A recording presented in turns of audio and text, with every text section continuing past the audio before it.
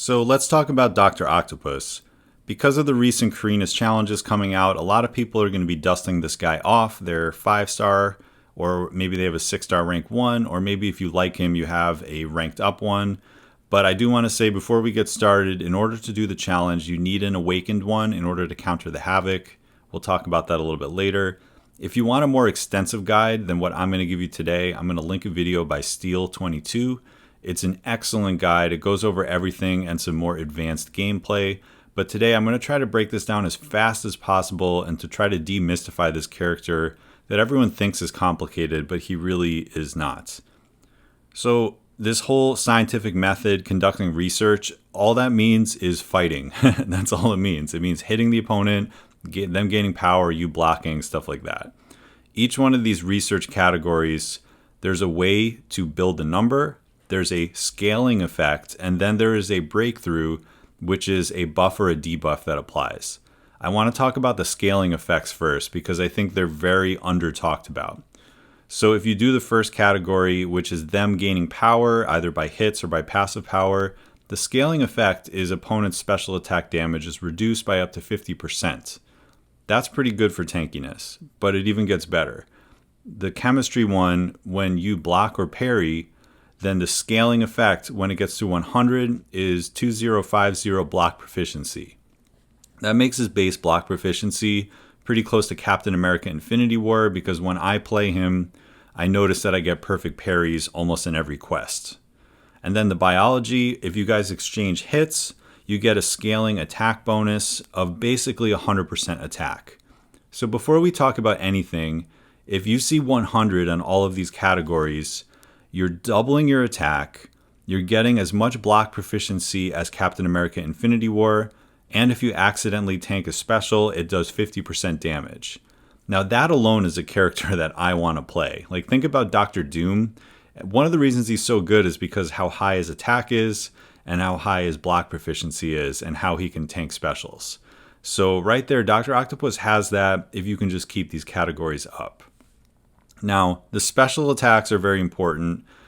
Most people know about the special 3. If you have a power lock, you throw the special 3, you get a super long power lock. You can keep refreshing it with the special 1. But if you do that, you lose all your research categories and you don't get all those stat benefits. If you throw the special 2, after you've exchanged enough hits and parries, basically, so that everything's at 100, you get all of the breakthrough effects, which is an additional armor, usually 2 power locks if that's the last one that you procced, and a heal block, and you keep all your research categories at 100. And because of this awakened ability, which the only important one to me is in most scenarios is the physics, drain 100% of power gain and steal some of the power back. This essentially gives you a higher combat power rate, which means it's a lot easier to get to the special 1, to refresh all the breakthroughs, and keep your research at 100. So I guess what I'm trying to say is a lot of people play him about the special 3 being the most important thing, but I want to encourage you to get used to using the special 2 because I think it's actually a lot more powerful.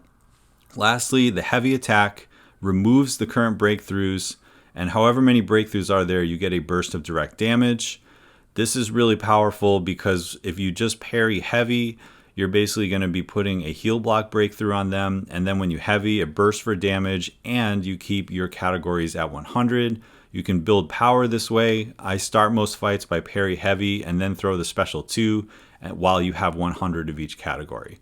So hopefully this is just a little bit of a primer on him. We're going to show an in-game example of me taking the vulture in this quest, and I'm going to kind of show you how this all works together and also show you a little bit about bursting with the heavy attack, as well as eternal power lock, as well as how the special 3 works and how it differs with the special 2. Let's get into the gameplay. So I'm bringing in my 5-star because he's Sig 80 and the Sig ability is kind of important. If you have a Sig 20 6-star rank 1, you can also bring that one in, but I actually found the 5-star was doing plenty. We're going to start with some parry heavies. Because he's awakened, of course I missed the first parry. Because he's awakened, you get your first breakthrough right away. You can heavy attack for more damage. Right now we're building our research categories just by exchanging hits. Everything's at 100 now. So all we have to do is get to our special 2. I like running the Petrify Mastery because we're gaining power faster than him. He's still going up. We're just going to get to our special 2. This is doing a pretty decent amount of damage for a 5-star.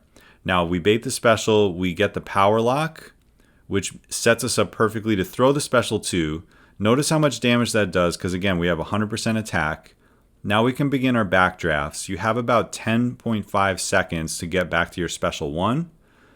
You can do that. I wanted to just show what happens when you get rid of all those breakthroughs. They basically multiply, so you get an even bigger burst of damage. Now we're just going to cycle back. Take a look at my parries, right? They're perfect parries, 0 damage. We're hitting for basically 100% more attack. He's not even gaining that much power. We're going to do the same thing. We hit him, which gives him power, which means the power lock comes up. Then we throw our special 2. And then now we're going to just get into a cycle of backdrafting. A lot of people are taking the unblockable finale path here. So this could be a good strategy for just keeping up the power locks. Notice my combat power rate. It seems like it's a little bit higher. That's because of the awakened ability, because we're power stealing ever so slightly. When he finishes his special 1, he's pretty far away, so it's pretty easy to do a stand-up intercept. Right there even, things messed up a little bit. So right now I want to show you can stack even more power locks. I kind of wanted to show exactly what this does. You get even more power steal, becomes even easier to refresh. Now I could probably do this for the rest of the fight, but I did want to show you when there's even more breakthroughs on them that you're going to be getting even more direct damage. And now this isn't necessarily how I would fight, but I did want to showcase how the special 3 works in this fight. So we're building up to our special 3. We want the power lock to be the thing that happens, which means I'm taking fewer blocked hits so that the power lock is up. We're just going to refresh that, and then I hit the block so the power lock comes back. If we had blocked, it would have been heal block. Because the power lock is on, we can throw the special 3. It's going to double it up, and it's going to make it very, very long. Now the fight's almost over, but I just wanted to kind of show you how long this power lock works. So we're just going to kind of dance around and hit him a couple times, and then, I don't know, go take a sip of water, just sit around, not do much. Power lock is still up. Whatever, we can go hang out for a little bit, and then we'll just throw the special 1 and refresh it. So that's how long the duration is for us.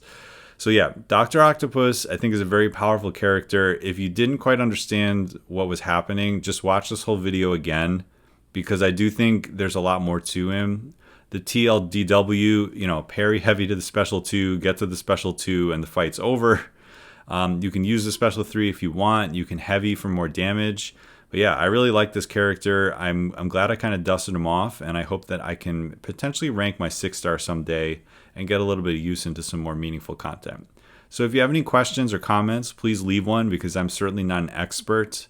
And go check out Steele's videos on Dr. Octopus, because they are excellent. He also has a Havok boss takedown, which could be very helpful if you're taking this quest. And that's going to do it for today. Thanks for checking it out, and I'll catch you in the next one.